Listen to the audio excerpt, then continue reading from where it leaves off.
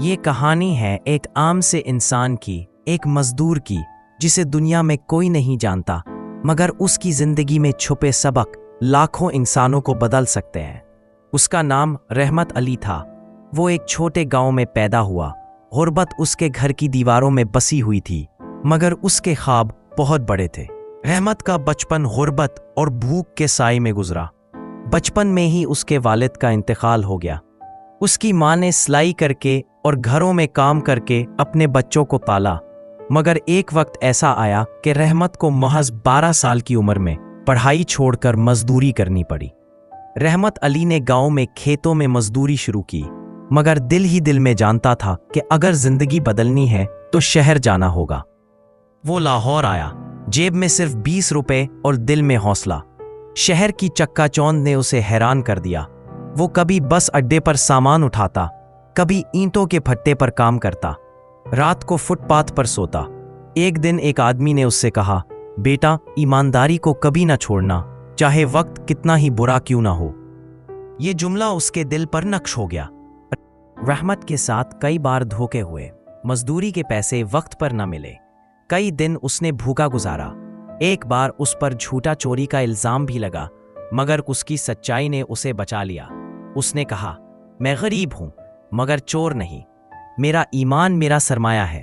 اسی ایمانداری کی وجہ سے ایک ٹھیکیدار نے اس پر بھروسہ کیا اور اسے چھوٹا سا سپروائزر بنا دیا۔ اب رحمت مزدور سے آگے بڑھ کر مزدوروں کا ساتھی بن گیا۔ وہ مزدوروں کی مزدوری وقت پر دلواتا، ان کے دکھ درد میں ساتھ دیتا، لوگ اسے عزت دینے لگے۔ یہ پہلا موقع تھا جب اسے لگا کہ محنت اور سچائی کبھی ضائع نہیں جاتی۔ جب رحمت نے پہلی بار کچھ پیسے جوڑے، اس نے اپنے لیے کچھ نہ خریدا بلکہ گاؤں گیا اور ماں کے لیے دوائی اور کھانے کا سامان لے گیا۔ ماں نے اس کے سر پر ہاتھ رکھا اور کہا، بیٹا، دنیا کی سب سے بڑی دولت ماں کی دعا ہے۔ یہ جملہ اس کے سفر کا رخ بدلنے والا تھا۔